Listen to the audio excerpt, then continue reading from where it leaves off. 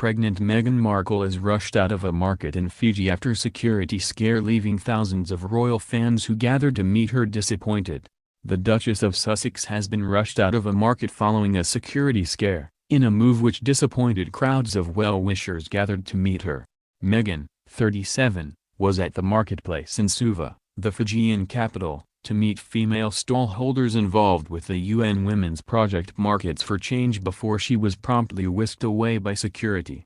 The planned 20-minute tour was cut short, with the Duchess spending just 6 minutes in the market before she was moved along. The swift change in schedule was put down to a security risk, with Kensington Palace blaming massive crowds. However, onlookers were disappointed at the mother-to-be's exit, as onlookers described the crowd as well-behaved and friendly. The decision to cut short the engagement came as a surprise and disappointment to many in the market. They pointed out that the crowds were being kept well back from the Duchess by police and royal security, and she was not being mobbed. "It's such a shame, as we were all very excited to meet her," said one stallholder who had been positioned to expect a visit from the Duchess. "We started preparing for the visit 3 weeks ago and had been meant to meet her, but she left without even saying hello." Flanked by her female head of protection and a Fijian security official, Meghan's safety was kept paramount as she was quickly moved on from the scheduled engagement. The officer, who the Mail is not naming for security reasons, has been working with the couple for several months and is currently with them on tour, overseeing the massive police operation that surrounds them. Before the chaos, the Duchess of Sussex was seen gazing adoringly at her husband as the royal couple got into the island spirit in brightly colored outfits as they embarked on a morning of engagements in Fiji. Prince Harry and wife Meghan arrived at the University of the South Pacific campus in Suva on Wednesday, to mark the university's 50th anniversary. Meghan was wearing a bright blue and pink tiered silk fig Frederica printed ruffle dress, while her husband was in a blue tropical print shirt. Her dress featured a wrap silhouette with a V neckline, long sleeves and a symmetrical ruffle hem with pom-poms and seashell detail. She completed her look with a tropical flower headpiece. The Duchess has her personal hairdresser, George Northwood, with her in Fiji. The royals were greeted by pipe-playing musicians and cheering crowds as they walked down the red carpet which had been rolled out for their arrival, with Meghan mobbed by young fans. The Duchess later gave a speech to university students, the first words she has spoken during their 16-day Commonwealth tour, which is more than halfway through. Meghan spoke of how the journey of higher education is an incredible, impactful and pivotal one. "I am also fully aware of the challenges of being able to afford this level of schooling for many people around the world, myself included. It was through scholarships, financial aid programs and work-study where my earnings from a job on campus went directly towards my tuition, that I was able to attend university," she said.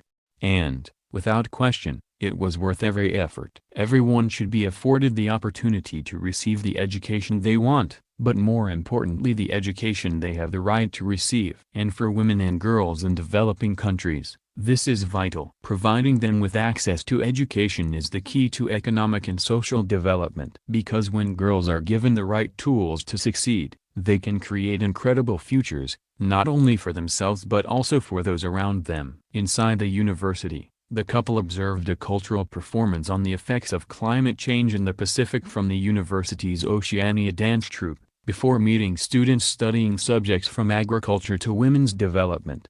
Their Royal Highnesses were hosted by Queen's young leader Elisha Azima Bano and Commonwealth Youth Award winner Elris Kumar, both of whom are USP students. The event was live-streamed to a number of the university's campuses throughout the Pacific region. Harry also made a speech in his capacity as Commonwealth Youth Ambassador. The couple then went in separate directions. The Duke traveled to Koloi Suva Forest Park and the Duchess to the British High Commissioner's residence, before heading to Suva Market. But her expected 20-minute visit was cut short. She spent just 6 minutes in the market and only met a handful of people. The swift change in schedule was put down to a security risk, with Kensington Palace blaming massive crowds. The Duke of Sussex had earlier left a touching handwritten note in Fijian at a wreath-laying ceremony at the National War Memorial in the Pacific Island nation. He was up early to lay a poppy wreath on Wednesday, which carried the personal message in grateful memory of those who made the ultimate sacrifice in the service of their country. Lolo Make Namasu. Harry. The wording in Fijian means love and prayers. He also met with a number of Fijian war veterans, some of whom served with the British Armed Forces, on his second day in the country. Pregnant Meghan stayed behind at their luxury Suva hotel as her husband attended to his early morning official duties. The couple is staying at the Grand Pacific Hotel, where the Queen also stayed in 1953. Since then Fiji has hosted a number of royal visits, including 5 from the Queen and 3 from Prince Charles. Prince Harry, who served in the British Army for 10 years, honored Fiji's proud military heritage at the wreath-laying ceremony. The Duke, dressed in uniform accompanied by his medals and holding a sword, saluted as the last post was sounded and the Fijian flag lowered.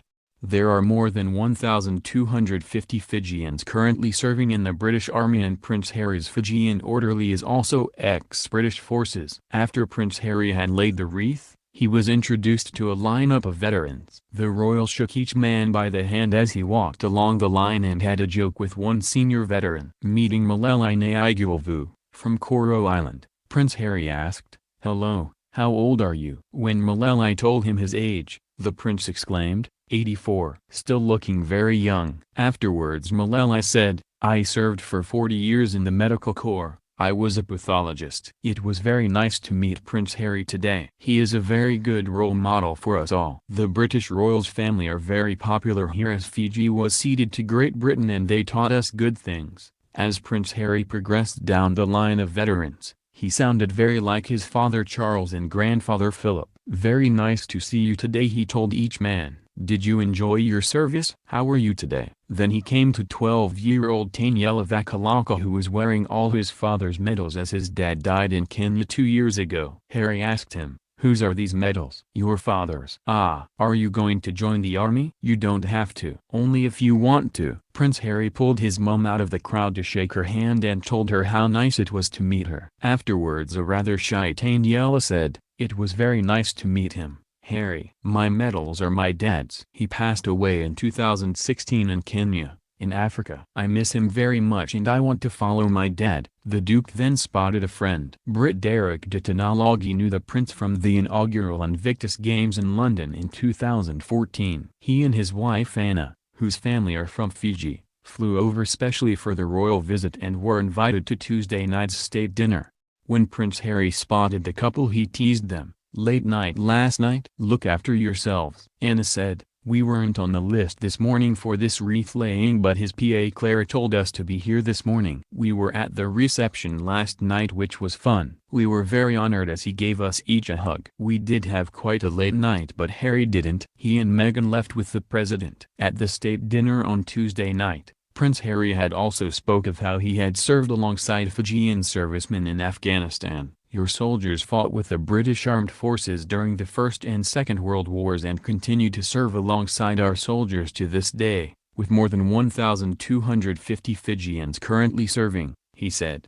"I must emphasize my respect, admiration and camaraderie with the Fijian soldiers that I served with in Afghanistan. We trained together, we fought together, and most importantly we laughed together." On Thursday, the royal couple will travel to the city of Nadi in western Fiji, where they will attend a special event at Nadi Airport. After an official welcome ceremony, the Duke and Duchess will unveil a new statue commemorating Sergeant Talaiasi Labalaba. From Nadi Airport, their Royal Highnesses will take a chartered flight to Tonga. The visit to Fiji and Tonga is part of a mammoth 16-day tour, which also includes Australia and New Zealand.